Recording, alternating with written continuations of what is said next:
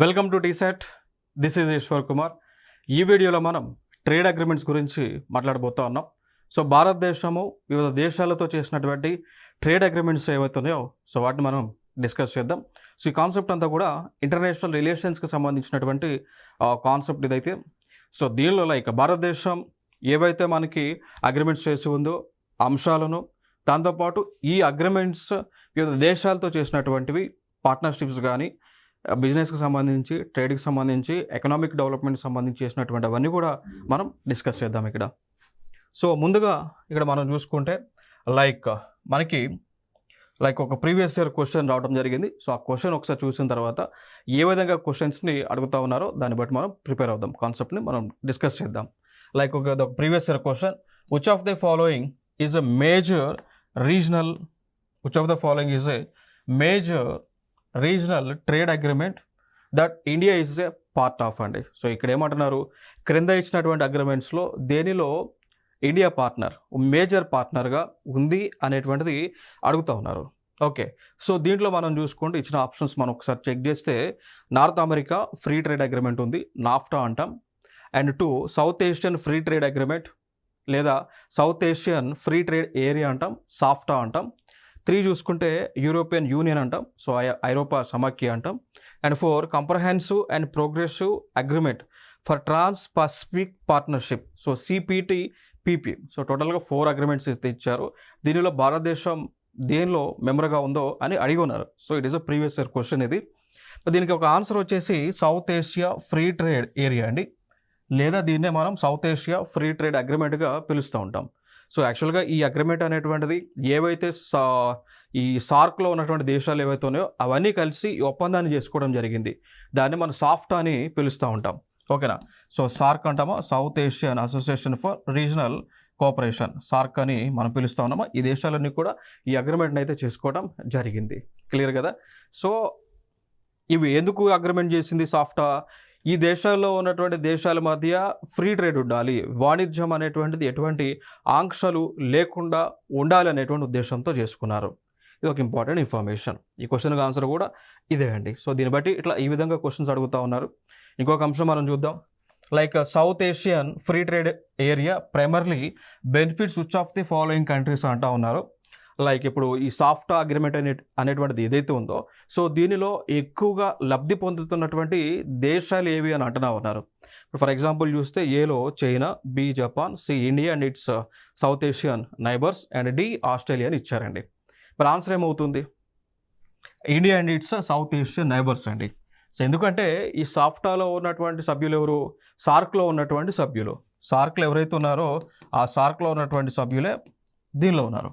So దానిలో అతిపెద్ద one of the country, ఎక్కువ బిజినెస్ చేస్తున్నటువంటి కంట్రీ వచ్చేసి ఇండియా. ఇక దాంతోపాటు మిగిలినటువంటి కంట్రీస్ సౌత్ ఏషియన్ నైబర్స్ వీళ్ళందరూ కూడా సార్క్లో మెంబర్స్గా ఉన్నారు. పాకిస్తాన్ చూడవచ్చు, నేపాల్ చూడవచ్చు, బంగ్లాదేశ్ చూడవచ్చు, ఇవన్నీ కూడా మెంబర్స్గా ఉన్నటువంటివి. సో ఫైనల్గా చూద్దాం. సో మరి ట్రేడ్ అగ్రిమెంట్ అనేటువంటి అంశం ఏంటి అంటే వాణిజ్యానికి సంబంధించింది. ఈ ట్రేడ్ అగ్రిమెంట్ అనేటువంటిది ఎందుకు చేస్తారు అంటే, మనం ఉన్నాం ఫర్ ఎగ్జాంపుల్గా తీసుకుంటే అమెరికాకు వస్తువులను మనం అమ్మాలనుకుంటున్నాం, లేదా గూడ్స్నో సర్వీస్నో అమ్మాలనుకుంటున్నాం. క్లియర్ కదా? సో ఈ అమ్మేటప్పుడు ఏం చేస్తాం, మన వస్తువులు ఆ దేశానికి ఎగుమతి చేసినప్పుడు అక్కడ వాళ్ళు ఎటువంటి ఆంక్షలు విధించకూడదు. సో మనం ఏదైతే వస్తువులను ఆ దేశానికి పంపిస్తున్నామో అవి తిరస్కరించొద్దు అనేటువంటి ఉద్దేశంతోనే ఈ ట్రేడ్ అగ్రిమెంట్స్ అనేటువంటివి చేస్తామన్నామండి. Okay, trade agreements are arrangements between countries or groups of countries to facilitate trade and economic cooperation. So trade వాణిజ్యానికి సంబంధించి రెండోది పరస్పరంగా ఒకరికొకరు సహాయ కార్యక్రమాలు చేసుకోవడానికి, ఒక దేశం అమ్మడానికి తీసుకొచ్చిన వస్తువులను రిజెక్ట్ చేయకుండా, లేదా ఇంకొక దేశం ఇక్కడ అమ్ముకోవడానికి పంపించిన వస్తువులను రిజెక్ట్ చేయకుండా పరస్పరంగా ఆమోదం తెలుపుకునడానికే ఈ యొక్క అగ్రిమెంట్స్, సో ట్రేడ్ అగ్రిమెంట్స్ని చేసుకుంటారు. సో చూడవచ్చు, దీనిలో మనకి ఈ ట్రేడ్ అగ్రిమెంట్స్ సంబంధించి కొన్ని రకాలు ఉన్నాయి. మనం చూస్తే ఫ్రీ ట్రేడ్ అగ్రిమెంట్ అంటాం, we call it as of FTA అంటాం. చూడండి, ఇక్కడ ఫ్రీ ట్రేడ్ అగ్రిమెంట్ అంటాం. సో జనరల్గా ఈ ఫ్రీ ట్రేడ్ అగ్రిమెంట్ అనేటువంటిది ఎందుకు చేసుకుంటాము అనేటువంటి అంశంలోకి వెళ్ళినట్లయితే, ఈ గూడ్స్ కానీ సర్వీస్కి సంబంధించి ట్రేడ్, వాణిజ్యం మంచిగా జరగడానికి, దాంతోపాటు టారిఫ్స్ని ఎక్కువగా వేయకుండా. ఇప్పుడు ఫర్ ఎగ్జాంపుల్గా చూసుకుంటే లైక్ ఇప్పుడు చైనా ప్రోడక్ట్లు, సో చైనా దేశానికి చెందినటువంటి వస్తువులు భారతదేశానికి వస్తున్నాయి అనుకోండి. సో అప్పుడు మన భారతదేశం ఏం చేస్తూ ఉంది, దీనిపైన టారిఫ్లను ఇస్తూ ఉంది. దాన్నే మనం పిలుస్తాము యాంటీ డంపింగ్ డ్యూటీస్ అని పిలుస్తామండి. ఓకేనా. సో భారతదేశం ఏం చేస్తూ ఉంది, చైనా వస్తువుల పైన అడిషనల్గా సుంకాన్ని విధిస్తూ ఉంది, ట్యాక్స్ను వేస్తూ ఉన్నారు. దాన్నే యాంటీ డంపింగ్ డ్యూటీ అని పిలుస్తూ ఉంటారు. ఎందుకు వేస్తూ ఉంది చైనా పైన ఇండియా ఈ ట్యాక్స్ ఎందుకు వేస్తూ ఉంది? కారణం ఏంటి అంటే భారతదేశంలో ఉత్పత్తి అయినటువంటి వస్తువుల కంటే చైనాలో ఉత్పత్తి అయ్యి మన భారతదేశానికి వస్తున్నటువంటి వస్తువుల యొక్క రేటు చాలా తక్కువ. ఇప్పుడు మన దగ్గర ఫర్ ఎగ్జాంపుల్ మన దగ్గర ఫోన్ తయారు చేయాలనుకోండి, ఆ ఫోన్ తయారు చేసే కాస్ట్ మన దగ్గర ₹1,00,000 అవుతుంది అనుకోండి. అదే ఫోను అంతకంటే ఎక్కువ ఫీచర్స్ ఉన్న ఫోను చైనాలో తయారు చేస్తే 10,000 అవుతుంది. సో అప్పుడు చైనా వాళ్ళు ఏం చేస్తూ ఉన్నారు, ఆ ఫోన్ తీసుకొచ్చి 10,000కి భారతదేశంలో అమ్ముతూ ఉన్నారు. మరి మన భారతదేశంలో ఆ ఫోన్ తయారు చేయడానికి ₹1,00,000 అవుతున్నప్పుడు మనం ఎంతకు అమ్ముతాం? 1,20,000కు, 1,30,000కు అమ్ముతాం. జనరల్గా కామన్ పీపుల్ ఏం చేస్తారు, 1,30,000 పెట్టి ఫోన్ కొంటాడా, లేకపోతే అదే ఫీచర్స్ అంతకంటే ఎక్కువ ఫీచర్స్ వస్తున్న ఫోను మనకి 10,000కు, 20,000కు దొరికితే ఏది కొంటారు? చైనా ప్రోడక్టే కొంటారు కదా. అంటే దానివల్ల ఇక్కడ ఏం జరుగుతూ ఉంది, సో డొమెస్టిక్ ఇండస్ట్రీస్ అన్నీ కూడా కొలాప్స్ అవుతూ ఉన్నాయి. సో సొంత దేశంలో ఉన్నటువంటి ఇండస్ట్రీస్ అన్నీ కూడా పతనం అవుతూ ఉన్నాయి. సో అది లేకుండా ఉండడానికి ఇక్కడ ఏం చేస్తారంటే చైనా వాళ్ళ గూడ్స్ తక్కువ కాబట్టి, స్వదేశీలో భారతదేశంలో ఉత్పత్తి ఉన్న వస్తువులు కంటే తక్కువ కాబట్టి వారిపైన ఈ ట్యాక్స్ వేస్తారు అన్నట్టు, టారిఫ్ అనేటువంటిది వేస్తారండి. అర్థమైందా? సో టారిఫ్ అనేటువంటిది ఆటోమేటిక్గా వేశారనుకోండి, దానివల్ల ఏం జరుగుతుంది, ఎంత టారిఫ్ వేస్తారు? ఇప్పుడు ఫర్ ఎగ్జాంపుల్ ఇప్పుడు ఇండియాలో ఒక ఫోన్ కాస్ట్ ₹1,00,000 అనుకోండి ఎగ్జాంపుల్గా. ఇదే ఫోన్ చైనా వాడు తయారు చేస్తే ఫర్ ఎగ్జాంపుల్గా తీసుకుంటే ₹50,000 అనుకోండి, 50,000 అనుకోండి. ట్యాక్స్ ఎంత వేస్తారు అప్రాక్సిమేట్గా చూసుకుంటే, ఫర్ ఎగ్జాంపుల్గా తీసుకుంటే ఒక ₹40,000 ట్యాక్స్ వేసారనుకోండి. అంత 5,000 కానీ మన అర్థమవడానికి నేను చెప్తా ఉన్నా. సో ₹40,000 ట్యాక్స్ వేస్తే వీటి తయారు చేయడానికి 50,000 అవుతుంది. 40,000 ట్యాక్స్ వేస్తే జనరల్గా ఇప్పుడు చైనా వాళ్ళు ఏం చేయాలి, ఇక చచ్చినట్టు ఆ ప్రోడక్ట్ని ₹1,00,000 లేదా 90,000 కంటే ఎక్కువే అమ్మాలి, 90,000 కంటే ఎక్కువే అమ్మాలి. బట్ ఇక్కడ ఇండియాలో చూసుకుంటే ₹1,00,000 మ్యానుఫ్యాక్చరింగ్ కాస్ట్ అవుతుంది. చైనా ప్రోడక్ట్ 50,000 40,000 కలిపి 90,000 అవుతుంది. సో వచ్చినట్టు వాడు ఏం చేయాలి, 1,00,000 పైకే అంటే 90,000 పైన అమ్మాలి. సో అప్పుడు ఏమవుతుంది, ఇండియా ప్రోడక్ట్ యొక్క వాల్యూ చైనా ప్రోడక్ట్ యొక్క వాల్యూ డొమెస్టిక్ మార్కెట్లో సిమిలర్గా ఉంటుంది కాబట్టి అప్పుడు కొనేటువంటి కన్స్యూమర్ ఒక ఆలోచన చేసి డెసిషన్ తీసుకొని కొంటాడు అన్నట్టు. ఓకేనా. సో అంటే ఈక్వల్ ప్రిఫరెన్స్ ఇక్కడ వస్తున్నట్టు అన్నట్టు. సో అట్లా దానికోసం టారిఫ్లు వేస్తూ ఉంటారు. ఆ టారిఫ్లకు సంబంధించింది ఫ్రీ ట్రేడ్ అగ్రిమెంట్స్ చేసుకుంటారు. సో ఇక్కడేంటి అంటే ఈ ఫ్రీ ట్రేడ్ అగ్రిమెంట్ కనుక చేసుకుంటే ఆ టారిఫ్స్ వేసేది 40,000 వేయకుండా, అంటే ఆ సుంకాన్ని 40,000 వేయకుండా 30,000 10,000 20,000 అట్లా వేస్తారన్నట్టు, తగ్గిస్తారన్నట్టు. ఓకేనా. సో ఇట్లా ఈ కోవలో అగ్రిమెంట్స్ చేసుకుంటారు. దానికి ఎగ్జాంపుల్గా తీసుకుంటే నాఫ్టా అంటాం and India Asian free trade అగ్రిమెంట్గా మనం ఎగ్జాంపుల్ తీసుకోవచ్చండి. ఇంకా ఫర్దర్గా పీటీఏ అంటాం, ప్రిఫరెన్షియల్ ట్రేడ్ అగ్రిమెంట్స్ అంటాం. ఓకేనా. ఇక్కడ ఏంటి, పార్షియల్ టారిఫ్ రిడక్షన్ని చేస్తారు కొన్ని గూడ్స్ పైన, కొన్ని వస్తువులపైనే ఆ సుంకాన్ని విధించేది, దిగుమతి సుంకం ఏదైతే ఉందో దాన్ని తక్కువగా వేస్తుంటారు. నెక్స్ట్ ఇంకొకటి సిఈపిఏ అంటాం, అంటే ఇక్కడ చూడండి కాంప్రహెన్సివ్ ఎకనామిక్ పార్ట్నర్షిప్ అగ్రిమెంట్ అంటాం, లేదా కాంప్రహెన్సివ్ ఎకనామిక్ కోఆపరేషన్ అగ్రిమెంట్ అంటాం. ఓకేనా. సో ఇవి జనరల్గా మనం చూసుకుంటే ఇన్వెస్ట్మెంట్కి సంబంధించి వాటిపైన ఈ యొక్క టారిఫ్స్ అనేటువంటివి వేస్తూ ఉంటారు. నెక్స్ట్ కస్టమ్స్ యూనియన్ ఉంటుంది, common external tariff plus free internal trade ఉంటుంది. ఓకేనా. కస్టమ్స్ యూనియన్ అంటే మనం చెప్పుకుంటే యూరోపియన్ యూనియన్కి సంబంధించి కస్టమ్స్ యూనియన్. సో అట్లా ఎగ్జాంపుల్గా ఉంటాయి. దాని తర్వాత కామన్ మార్కెట్ ఉంటుంది, దాని తర్వాత ఎకనామిక్ యూనియన్స్ ఉంటాయి. ఓకేనా. సో ఫర్ ఎగ్జాంపుల్గా తీసుకుంటే యూరోపియన్ యూనియన్, అది కామన్ ఎకనామిక్ మార్కెట్స్ అవి. ఓకే. ఆఫ్రికా కాంటినెంట్లో ఆఫ్రికా యూనియన్ ఉంటుంది. అవి దేనికి ఎగ్జాంపుల్, ఈ ఎకనామిక్ యూనియన్స్కి ఎగ్జాంపుల్ అనమాట. సో అట్లా ఇవన్నీ కూడా మనకి ఈ అగ్రిమెంట్స్, ట్రేడ్కి సంబంధించిన అగ్రిమెంట్స్లో టైప్స్ ఇవన్నీ. ఒక్కొక్క అవసరాన్ని బట్టి ఒక్కొక్క అగ్రిమెంట్ మనం చేసుకుంటూ ఉంటాం. ఓకేనా. సో ఇది ఇక్కడ ఇంపార్టెంట్ ఇక్కడ. సో దాని తర్వాత మనం చూసుకుంటే ఈ యొక్క ట్రేడ్కి సంబంధించి కొన్ని ప్రాజెక్ట్స్ మనకైతే ఉన్నాయి.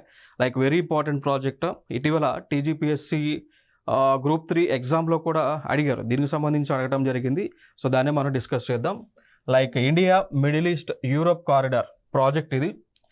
పేరులో ఉంది కదా, ఇక్కడ మీరు చూసుకున్నట్లయితే లైక్ ఇండియా ఉందా, మిడిల్ ఈస్ట్ ఉందా, యూరోప్ ఉందా. సో ఈ మ్యాప్లో చూడండి, ఇండియా ఎక్కడుంది, ఇక్కడ ఉంది. దాని తర్వాత మిడిల్ ఈస్ట్ కంట్రీస్ అంటే ఏవి, ఈ గల్ఫ్ కంట్రీస్.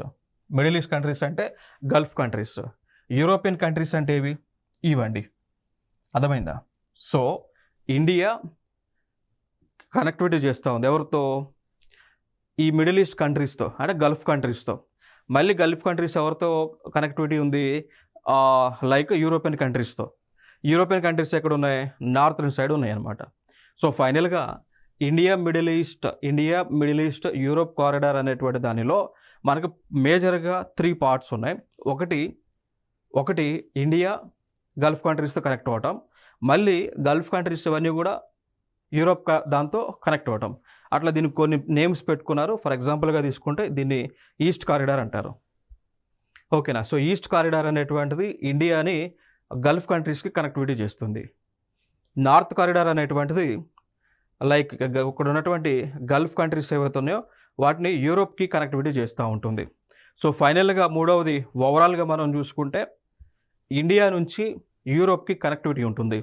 అర్థమైంది కదా? సో ఫస్ట్ కనెక్టివిటీ ఇండియాకి గల్ఫ్ కంట్రీస్కి, గల్ఫ్ నుంచి యూరోప్కి, ఫైనల్గా ఇండియా నుంచి యూరోప్కి కనెక్టివిటీ అనేటువంటిది ఉంటుంది. సో మూడవ కనెక్టివిటీగా మనం చెప్పుకోవచ్చు.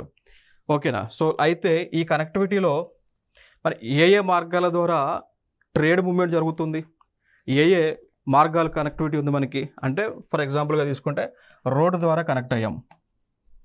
కొన్ని ప్రాంతాల్లో రైల్ నెట్వర్క్ ఉంటుంది. సో రైల్ ద్వారా కనెక్టివిటీ ఉంటుంది, షిప్ మూవ్మెంట్ ఉంటుంది. సో కాబట్టి వాటర్ ద్వారా కనెక్టివిటీ కూడా ఉంటుంది. కొన్ని సందర్భాల్లో మనం చూసుకుంటే లైక్ ఎయిర్ కనెక్టివిటీ కూడా ఉంది. ఓకేనా? So through Airways. దాని తర్వాత ఇంకో కొన్ని కనెక్టివిటీ ఉన్నాయి, లైక్ పైప్ లైన్ ఉంటుంది. ఓకేనా? సో లైక్ ఇప్పుడు ఇండియా నుంచి ఈ ప్రాజెక్ట్ కింద దుబాయ్ ఉందా, యునైటెడ్ అరబ్ ఎమిరేట్స్ ఉందా, సో అక్కడికి మనం పైప్ లైన్ వేస్తూ ఉన్నాం. ఇండియా నుంచి దుబాయ్కి పైప్ లైన్ వేస్తున్నాము. ఆ పైప్ లైన్ ఎందుకు అంటే ఈ గల్ఫ్ దేశాల్లో ఉత్పత్తి అయినటువంటి ఆయిల్ని సముద్ర మార్గం ద్వారా పైప్ ద్వారా భారతదేశానికి తీసుకొస్తాం అన్నట్టు. సో ఇప్పుడు ఇక షిప్స్ మూమెంట్ ఏం అవసరం ఉండదు ఫ్యూచర్లో. డైరెక్ట్ దుబాయ్లో స్విచ్ నొకంగులోనే అక్కడ నుంచి ఆయిల్ భారతదేశానికి ఈ మహారాష్ట్రలో ఉన్న పోర్ట్కి వచ్చేస్తుంది అన్నట్టు. ఓకేనా? సో అది ఇప్పుడు డెవలప్మెంట్ చేస్తూ ఉంటాం, అది కూడా ఈ ప్రాజెక్ట్ ద్వారానే అండి. ఓకేనా? సో లైక్ మనం చూసుకుంటే ఈ పైప్ లైన్ ఇస్తూ ఉన్నాం. దాని తర్వాత దాంతోపాటు డేటా కేబుల్ కూడా ఇస్తూ ఉన్నాం, కేబుల్. సో ఇంటర్నెట్ ఫెసిలిటీ అనేటువంటిది ఇక్కడ నుంచి ఈ దేశాలకు వెళ్ళే విధంగా, అక్కడ నుంచి ఇటు ఇంటర్నెట్ ఫెసిలిటీ వచ్చే విధంగా మనం ఓఎఫ్సి కేబుల్స్ అంటాం, వాటినే ఆప్టికల్ ఫైబర్ కేబుల్స్ అని అంటాం. ఓకేనా? సో పైప్ లైన్స్ని వేస్తూ ఉన్నాం. సేమ్ ఇదే ప్రాజెక్ట్ కింద అండి. దాంతోపాటు ఎలక్ట్రిసిటీ కేబుల్స్ని కూడా వేస్తూ ఉన్నాం, సముద్రంలో వేస్తూ ఉన్నాం, డీప్ కేబుల్స్ అంటారు వాటిలే. సో ఇవన్నీ కూడా ఈ ప్రాజెక్ట్ కింద మనం చేస్తూ ఉన్నాం. ఈ కోవాలోనే మరి ఏ ప్రాంతాలు మనం కనెక్టివిటీ చేస్తూ ఉన్నాం, ఇండియా ఉందా, సో ఇండియా అంటే నథింగ్ బట్ ముంబై, యూఏఈతో కనెక్టివిటీ అవుతుంది. సో జబేల్ అలీ అనేటువంటి ప్రాంతం దగ్గర మనం దుబాయ్ లైక్ యునైటెడ్ అరబ్ ఎమిరేట్స్తో కనెక్టివిటీ అవుతున్నాం. అక్కడ నుంచి మళ్ళీ ముందుకు వచ్చి యూఏఈలోనే ఆల్ గహ్వాఫెత్ అనేటువంటి ప్రాంతం, మళ్ళీ సౌదీ అరేబియాలో హరద్ అనేటువంటి ప్రాంతం, మళ్ళీ సౌదీలోనే రియాద్ అనేటువంటి ప్రాంతం, అక్కడి నుంచి మళ్ళీ వచ్చి సౌదీ అరేబియాలోనే ఆల్ హదీతా ప్రాంతం, దాని తర్వాత ఈ ప్రాంతం ఇజ్రాయెల్ హైఫా అండ్ గ్రీస్ దగ్గర పిరాయిస్ ప్రాంతంతో కనెక్టివిటీ అవుతూ ఉన్నాం. సో ఇక్కడ నుంచి మళ్ళీ మన ప్రపంచంలో ఏ దేశానికైనా కనెక్టివిటీ అవ్వచ్చు. ఇప్పుడు మనకి ఒక లైన్ ఏర్పడింది అనుకోండి, ఇక్కడ నుంచి మనం చీలికలు ఎటైనా తీసుకుపోవచ్చు కదా, ఎవరితోనైనా కలవచ్చు కదా. అట్లా ఈ కార్యక్రమాన్ని భారతదేశము ఈ మిగిలినటువంటి దేశాలతో కలిసి చేస్తూ ఉంది అండి. ఓకేనా? సో ఇది ఇక్కడ ఇంపార్టెంట్ అంశం. ఫైనల్గా ఈ ప్రాజెక్ట్ కిందనే like India middle east Europe corridor project కిందనే మనం ఏం చేయబోతా ఉన్నాము, లైక్ ఇండియాలో ఉన్నటువంటి ముంద్రా పోర్ట్ని డెవలప్ చేయబోతా ఉన్నాం. ఇండియాలో ఉన్నటువంటి ముంద్రా పోర్ట్ని డెవలప్ చేయబోతా ఉన్నాం. కాండ్లా పోర్ట్ని డెవలప్ చేస్తాం, గుజరాత్లో ఉంది. జవహర్లాల్ నెహ్రూ పోర్ట్ ట్రస్ట్ని నవీ ముంబైలో ఉంటుంది, డెవలప్ చేస్తాం. మిడిల్ ఈస్ట్లో లైక్ కొన్ని ప్లేసెస్లో ఉన్న పోర్ట్ ఏరియాలు లైక్ ఫుజారాహా, జబేల్ అలీ, అబుధాబి యూఏఈలో ఉంటాయి. ఓకేనా? దాని తర్వాత దమన్, రాసాల్, కేర్ పోర్ట్స్ సౌదీ అరేబియాలో ఉంటే వీటిని మనం డెవలప్ చేస్తూ ఉన్నాం. ఓకేనా. సో ఫైనల్గా ఇవన్నీ కూడా ఒకదానికి ఒకటి కనెక్టివిటీ అవుతూ ఉంటాయి. పాసిబిలిటీ ఉన్నటువంటి మేర వాటర్ వేస్ ద్వారానో, రైల్వేస్ ద్వారానో, రోడ్ వేస్ ద్వారానో, లేదా కేబుల్ ద్వారానో కనెక్టివిటీ అనేటువంటివి ఖచ్చితంగా అవుతాయండి. ఓకే.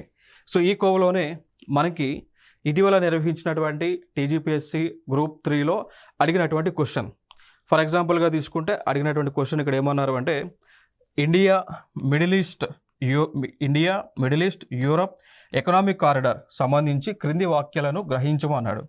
లైక్ ఏలో ఇది భారతదేశాన్ని గల్ఫ్ ప్రాంతానికి కలిపే తూర్పు కారిడార్ మరియు గల్ఫ్ ప్రాంతాన్ని యూరోప్కు అనుసంధానం చేసే ఉత్తర కారిడార్ను కలిగి ఉన్నది అంటున్నారు. సింపుల్గా చెప్పాలి అంటే దీని ప్రకారం ఏమంటున్నారు, ఈ ప్రాజెక్ట్ కింద 2 కారిడార్స్ ఉన్నాయి. East corridor, north corridor. East corridor ఏమో ఇండియాని గల్ఫ్ కలుపుతుంది అని ఇక్కడ అంటా ఉన్నారు. నార్త్ కారిడార్ ఏమో గల్ఫ్ను యూరోప్ కలుపుతూ ఉంది అని అంటా ఉన్నారు. సో మనం సరైనదా కాదా ఫైండ్ అవుట్ చేయాలి. ఇది ఒక స్టేట్మెంట్. బిలో ఇది విమాన మార్గాలతో పాటు రోడ్డు రవాణా మార్గాలను మాత్రమే కలిగి ఉంటుంది అంటున్నారు.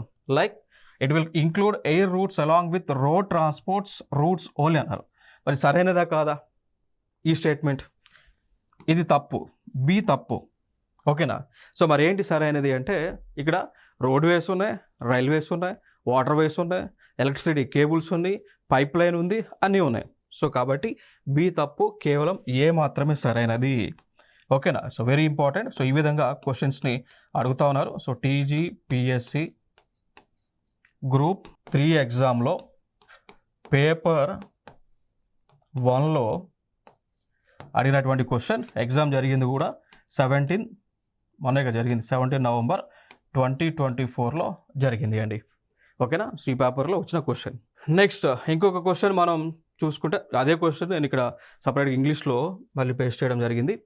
నెక్స్ట్ దాని తర్వాత ఇంపార్టెంట్ ట్రేడ్ అగ్రిమెంట్స్ చూద్దాం. రీసెంట్గా జరిగింది ఒకటి India European union free trade అండి. ఓకేనా. సో ఒకటి లైక్ ఒక అగ్రిమెంట్ మనం చూసుకుంటే India European free trade association trade and economic partnership agreement జరిగింది. దాన్నే ఇండియా ఈఎఫ్టీఏ టీఈపీఏగా పిలుస్తారు. So India EFTA European free trade association trade and economic partnership agreement జరిగింది మార్చ్లో జరిగింది అండి. సో ఇది జరిగింది కూడా మనకి ఎప్పుడు జరిగింది, మార్చ్ 10th 2024లో జరిగింది. ఈ అగ్రిమెంట్ జరిగింది కూడా న్యూఢిల్లీలోనే జరిగింది అండి. సో కాబట్టి ఇది చాలా ఇంపార్టెంట్. దీనిపైన కూడా క్వశ్చన్స్ రావడానికి ఛాన్సెస్ ఎక్కువగా ఉన్నాయి. భారతదేశంలోనే జరిగింది, ఇటీవల జరిగినటువంటి అగ్రిమెంట్, అదేవిధంగా అతిపెద్ద అగ్రిమెంట్. ఈ అగ్రిమెంట్ ద్వారా బెనిఫిట్స్ ఏంటి అంటే భారతదేశము యూరోపియన్ కంట్రీస్తో ఎటువంటి ఆంక్షలు లేకుండా వాణిజ్యాన్ని చేయవచ్చు, ట్రేడ్ని చేయవచ్చు అండి. ఓకేనా. సో ఇది మెయిన్ ఇంపార్టెంట్ అగ్రిమెంట్ ఇక్కడ. ఇంకొక ఫర్దర్గా మనం చూసుకుంటే ఈ అగ్రిమెంట్ ద్వారా కలిగే బెనిఫిట్స్ ఏమున్నాయో చెప్పనా, ఏం బెనిఫిట్స్ ఉన్నాయో. లైక్ ఇప్పుడు ఐస్లాండ్, స్విట్జర్లాండ్, నార్వే, ఈ లీటెన్స్టైన్ అనేటువంటి ఒక దేశం. ఓకేనా. So like Iceland, Switzerland, Norway ఈ దేశాలు ఏవైతే ఉన్నాయో ఈ దేశాలు గతంలో వీళ్ళు బిజినెస్ చేసేటప్పుడు టారిఫ్స్ ఈ విధంగా ఉండేవి. ప్రీవియస్ టారిఫ్ మనం చూసుకుంటే 0%, ఇక్కడ 1 నుంచి 2%, 0% అండ్ 1 to 2% అండి. ఈ అగ్రిమెంట్ చేసిన తర్వాత అంటే పోస్ట్ ఈఎఫ్టీఏ ఇండియా టీఈపీఏ ఉందా, సో ఈ అగ్రిమెంట్ చేసిన తర్వాత ఏం బెనిఫిట్స్ జరిగినాయి, ఇక్కడ 0 ఉంది యాజ్ యూజువల్గా. ఇక్కడ 1.2 ఉన్నది కాస్త 0 అయింది, ఇక్కడ 1.2 ఉన్నది కాస్త 0 అయింది అన్నట్టు. ఓకేనా. సో ఇవి ఇక్కడ ఇంపార్టెంట్. ఇక్కడ చూడండి, ఇవి ఇక్కడ ఇంపార్టెంట్, క్లియర్ కదా. సో అవి బెనిఫిట్స్. సో ఇట్లా ఈ విధంగా ఈ ట్రేడ్ అగ్రిమెంట్స్ అనేటువంటివి చేసుకోవడం వల్ల ఆ విధంగా బెనిఫిట్స్ అనేటువంటివి ఉంటాయండి. నెక్స్ట్ ఇంకొక అంశం మనం చూసుకున్నట్లయితే లైక్ ఇప్పుడు ఇదే అగ్రిమెంట్ ద్వారా బిజినెస్ ఎంత జరుగుతూ ఉంది దానికి సంబంధించిన ఇన్ఫర్మేషన్ అండి. ఒకసారి స్క్రీన్ షాట్ తీసుకుని అయితే చూడండి. నెక్స్ట్ ఇంకొక అగ్రిమెంట్ సాఫ్ట్ అని మనం పిలుస్తూ ఉన్నాం, ఎస్ఏఎఫ్టీఏ. సో ఇది 6th జనవరి 2006 నుంచి కూడా అమల్లోకి వస్తుందండి సాఫ్టా. సో దీని యొక్క ముఖ్య ఉద్దేశం ఏంటి, enhancing intra regional trade by reducing tariffs. So SAFTA అంటే South Asian free trade area. So దీనిలో ఉన్నటువంటి దేశాలు ఒకసారి మనం చూసుకుంటే ఒకటి మాల్దీవ్స్ అనేటువంటి ఒక దేశం ఉంటుంది, మెంబర్ కంట్రీస్ ఇవి. నేపాల్ అనేటువంటి ఒక దేశం ఉంటుంది. పాకిస్తాన్ అనేటువంటి ఇంకొక దేశం ఉంటుంది. ఓకే, దాని తర్వాత శ్రీలంక అనేటువంటి ఇంకొక దేశము, ఆఫ్ఘనిస్తాన్ అనేటువంటి ఇంకొక దేశం, ఆఫ్ఘనిస్తాన్, బంగ్లాదేశ్, భూటాన్ అండ్ ఇండియా అండి. ఓకేనా. సో టోటల్గా సౌత్ ఏషియాలో ఉన్నటువంటి దేశాలన్నీ కూడా ఒక సమైక్య ఏర్పాటు చేసుకోవడం జరిగింది. దాన్నే సార్క్ అని అంటాం. సో సార్క్లో ఉన్నటువంటి దేశాలన్నీ కలిసి సాఫ్ట్ అని ఏర్పాటు చేసుకోవడం జరిగింది అండి. రైట్. సో ఇవి ఇక్కడ ఇంపార్టెంట్ ఇన్ఫర్మేషన్. నెక్స్ట్ ఇంకొక అగ్రిమెంట్ మనం చూసుకుంటే India Asian free trade agreement అండి. ఇప్పుడు ఆసియన్ కూటమి ఉందా? సో ఆసియన్ అంటే ఏంటి? Association of south east Asian nations. చూడండి ఇక్కడ ఈ ఆసియన్ కూటమిలో ఉన్నటువంటి దేశాలు ఒకసారి మీరు చూడండి.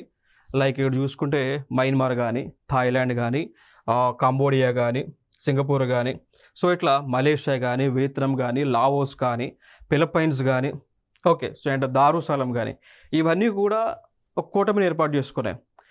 ఈ దేశాలన్నీ కూడా జనరల్గా సౌత్ ఈస్ట్ ఏషియన్ నేషన్స్ ఇవన్నీ కూడా కూటమిని ఏర్పాటు చేసుకున్నాయి. దాన్నే ఆసియన్ గ్రూప్గా మనం పిలుస్తూ ఉన్నాం.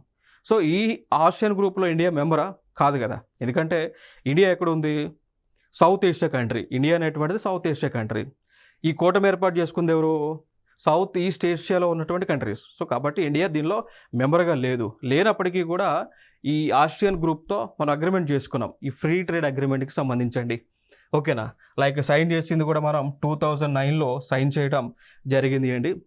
సో సైన్ చేసిన తర్వాత మనకి లైక్ ఏ అంశాలపైన ఈ సిగ్నేచర్ చేశారు అంటే లైక్ ట్రేడ్ ఇన్ గూడ్స్ సంబంధించి, సర్వీసెస్కి సంబంధించి అండ్ ఇన్వెస్ట్మెంట్ పెట్టుబడికి సంబంధించి ఈ అగ్రిమెంట్ చేసుకున్నారు.